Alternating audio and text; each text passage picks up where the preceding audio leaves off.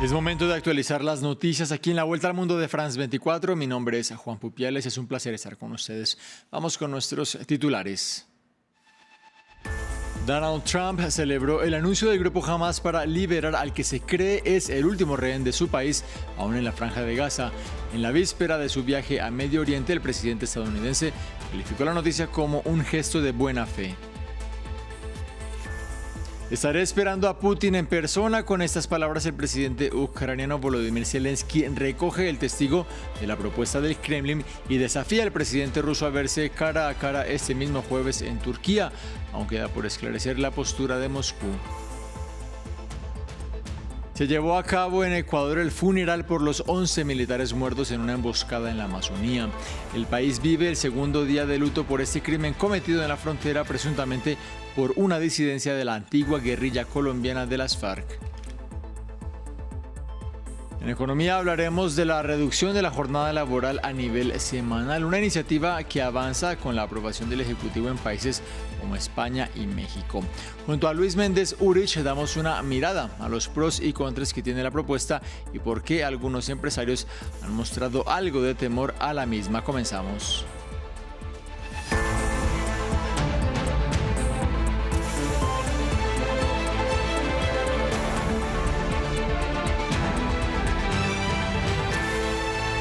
Damos inicio con la actualidad de la guerra en la Franja de Gaza. En las últimas horas, el presidente de Estados Unidos, Donald Trump, celebró el anuncio del grupo Hamas de liberar a Iran Alexander, el que se cree es el último ciudadano de la Unión Americana aún en poder del grupo palestino en el enclave costero. El magnate se expresó a través de su plataforma Truth Social y calificó la noticia como un gesto de buena fe. Trump emprende este lunes un viaje a Arabia Saudita, Emiratos Árabes Unidos y Qatar. Esta última nación es mediadora en esta escalada de tensiones y uno de los propósitos de la gira del magnate es impulsar un nuevo cese el fuego, aunque el hecho de que no visite Israel se interpreta como un distanciamiento sobre el premier Benjamin Netanyahu. Me complace anunciar que Edan Alexander, ciudadano estadounidense secuestrado desde octubre de 2023, regresa a casa con su familia. Agradezco a todos los que hicieron posible esta importante noticia. Este fue un paso de buena fe hacia Estados Unidos y los esfuerzos de los mediadores, Qatar y Egipto, para poner fin a esta brutal guerra y devolver a todos los rehenes vivos y sus restos a sus seres queridos. Esperemos que este sea el primero de esos últimos pasos necesarios para poner fin a este brutal conflicto. Espero con ansias ese día de celebración. Finalizó este domingo la cuarta ronda de negociaciones entre Irán y Estados Unidos en Omán. Aunque persisten algunas diferencias sobre el programa atómico de Teherán que defiende el enriquecimiento de uranio con fines pacíficos, el ministro iraní de Exteriores destacó que esos diálogos han sido más serios y directos y que tienen voluntad de continuar. El proceso ha generado opiniones encontradas entre la población de Irán. Veamos más en este informe que preparó María Angulo. Abordar las disputas sobre el programa nuclear de Teherán. Con ese fin se dio la cuarta ronda de conversaciones entre Irán y Estados Unidos en Mascate, la capital portuaria de Omán. Aunque ambas naciones indicaron que prefieren la diplomacia para resolver esta disputa de décadas, las divisiones respecto a varias de las llamadas líneas rojas que tendrán que superar para llegar a un nuevo acuerdo nuclear persisten. Desde nuestra perspectiva, el enriquecimiento es un asunto que definitivamente debe continuar y no hay margen para ningún tipo de compromiso. Sus dimensiones, escala, nivel o podrían estar sujetos a ciertas limitaciones, por ejemplo, con fines de fomento de confianza, como se hizo en el pasado. Pero el principio del enriquecimiento en sí mismo simplemente no es negociable. Lo mismo ocurre con la cuestión de las sanciones, lo que entendemos por negociaciones y lo que pretendemos con ellas.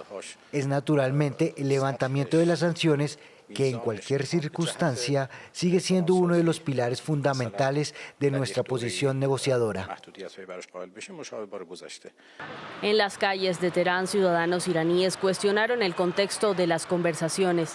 Dijeron desconfiar de las técnicas de negociación del gobierno Trump, pese a que esperan que los diálogos den un buen y pacífico resultado. Considerando la historia de Estados Unidos, ya sea desde el pasado, durante la era Bush, cuando negociaban con Irak, lo que finalmente condujo a bombardeos y luego las propias promesas de Trump, en mi opinión, las negociaciones no conducirán a nada interesante. Creo que el señor Trump también está exagerando y siendo demasiado contundente.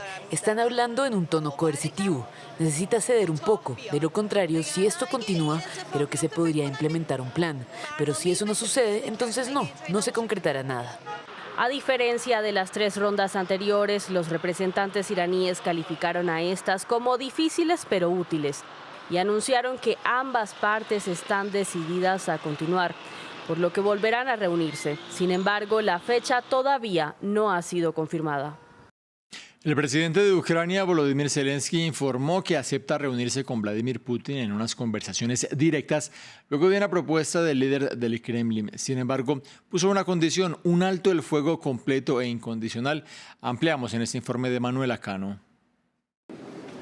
¿Un paso hacia el cese del fuego duradero en Ucrania? El presidente Volodymyr Zelensky publicó un mensaje en sus redes sociales en el que dijo que aceptaba reunirse con su homólogo ruso, Vladimir Putin, el jueves en Turquía, aunque agregó una condición: la necesidad de un alto el fuego verificable para abrir espacio a la vía diplomática. Estaré en Turquía este jueves 15 de mayo y esperaré a Putin allí personalmente. Y espero que esta vez Putin no busque excusas para no poder hacer nada. El mensaje llegó después de que el presidente de Estados Unidos, Donald Trump, instara a Zelensky a aceptar una propuesta de diálogos directos sobre la guerra en Ucrania. Trump dijo que si no se alcanzaba una tregua, al menos habría una confirmación para Washington y sus aliados europeos sobre en qué punto se encuentra la voluntad de ambos actores de alcanzar un cese a las hostilidades. El presidente Putin de Rusia no quiere tener un acuerdo de alto el fuego con Ucrania, sino que quiere reunirse el jueves en Turquía para negociar un posible fin del baño de sangre. Ucrania debería aceptar esto inmediatamente. Todo esto ocurre luego de que el líder del Kremlin propusiera en una declaración televisada que se celebraran conversaciones directas en Estambul el próximo jueves. A pesar de todo, proponemos a las autoridades de Kiev que reanuden las negociaciones que interrumpieron a finales de 2022, que reanuden las conversaciones directas y quiero recalcar, sin condiciones previas. Proponemos que comiencen sin demora el próximo jueves 15 de mayo en Estambul, donde se celebraron anteriormente y donde fueron interrumpidas. El posible acercamiento diplomático se da cuando en las últimas semanas ha habido divergencias sobre la naturaleza y la duración de un posible alto el fuego. Putin instauró uno de manera unilateral del 8 al 10 de mayo, mientras que Zelensky ha venido demandando un cese al fuego de 30 días, una propuesta que ha sido rechazada por el europeo y también por Estados Unidos, pero que Rusia no ha aceptado. Más noticias. En medio del frágil cese el fuego en la región de Cachemira, los residentes de la zona buscan volver a la normalidad tras los violentos enfrentamientos de 4 días que finalizaron con un acuerdo entre India y Pakistán, logrado con la mediación de Estados Unidos. Esto pese a que en la noche del sábado hubo acusaciones de ataques cruzados y en la madrugada del domingo continuaron las explosiones. En la Cachemira administrada por India, las tiendas se están abriendo de nuevo. Un tímido paso hacia la normalidad después de que el sábado se alcanzara un frágil acuerdo de alto el fuego con el vecino Pakistán. La tregua ocurre después de una escalada hacia un conflicto generalizado. Los residentes sienten un cierto alivio. Anoche, cuando me enteré del alto del fuego, me sentí muy feliz. Ahora, gracias a Dios, el mercado empieza a abrir, pero los daños que ha sufrido nuestra zona en estos últimos 7 días son enormes. En la Cachemira administrada por Pakistán, los residentes de Chakoti recibieron con agrado la noticia de la tregua. Estaba preocupado por mi familia y mis hijos. Los había trasladado a un lugar más seguro de aquí. Pero cuando escuché la noticia del alto el fuego, me puse muy contento. Ambos países acordaron detener inmediatamente todos los disparos y acciones militares por tierra, mar y aire. Sin embargo, ambos se acusaron mutuamente de violar el acuerdo apenas unas horas después. Los habitantes de ambos lados de la línea de control informaron de intensos intercambios de disparos entre las tropas pakistaníes e indias. Los combates se mitigaron el domingo por la mañana. El Departamento del Tesoro de Estados Unidos reportó avances sustanciales tras el segundo día de negociaciones con China en Suiza. Desde que Donald Trump impuso aranceles del 145% de los productos chinos, se ha declarado la guerra comercial entre las dos primeras potencias mundiales y Beijing ha tomado represalias con aranceles del 125% a los productos estadounidenses. En el segundo día de conversaciones con China, los estadounidenses mostraron su optimismo en Ginebra, en la disputa comercial que los enfrenta a Beijing.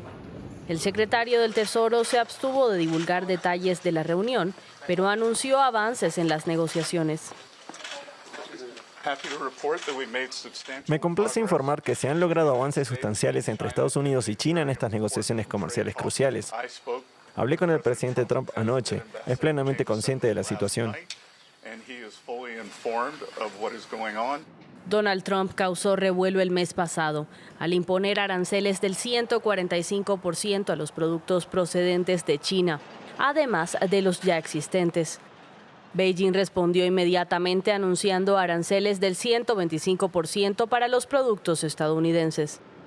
El viernes, el inquilino de la Casa Blanca sugirió bajar los aranceles al 80%, afirmando su deseo de llegar a un acuerdo justo y equitativo con China, en un momento en el que el comercio bilateral prácticamente se ha paralizado.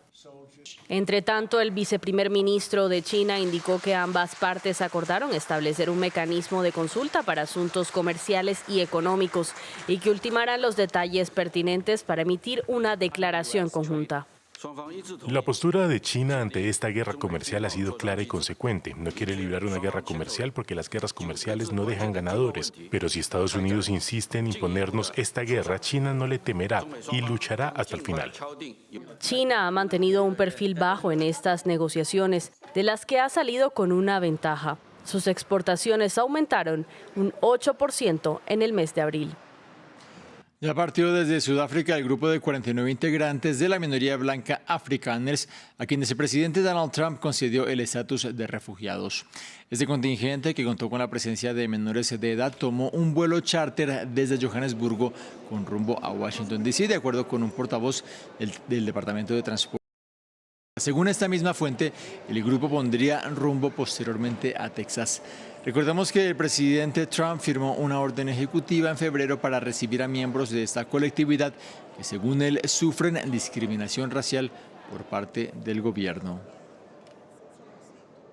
Vamos a Ecuador, en donde este domingo tuvo lugar el funeral de los 11 militares asesinados hace 2 días en la región de la Amazonía a manos, según el ejército, de una disidencia de la extinta guerrilla colombiana de las FARC. La ceremonia tuvo lugar en el Colegio Militar Eloy Alfaro de Quito y contó con la presencia de los allegados de las víctimas y también con autoridades como el ministro de Defensa. Fue el viernes cuando un grupo de 80 uniformados fueron víctimas de una emboscada mientras desarrollaban un operativo contra la minería ilegal en el sector de Alto Punino y habrían sido atacados por el grupo Comandos de la Frontera en Ecuador. Desde este inicio de año se estima que una persona es asesinada cada hora. Y el dolor que hoy sentimos debe recordarnos que esta guerra continúa y que solamente unidos podremos vencer. El ataque que sufrimos el día de ayer no fue contra 11 miembros del ejército ecuatoriano, no fue contra las Fuerzas Armadas, fue contra el Ecuador. Nos vamos a Argentina porque la Corte Suprema de Justicia reveló el hallazgo de decenas de documentos archivados con propaganda nazi de la Segunda Guerra Mundial. Son 83 cajas que contienen un material que se confiscó en medio del conflicto en los años 40 y que permanecían en el sótano del tribunal. Figuran panfletos, postales, cuadernos, fotografías con las que se pretendía difundir la ideología nazi en el país, según una fuente judicial. Se cree que todo este material llegó a Buenos Aires en junio de 1941 desde la embajada alemana en Tokio.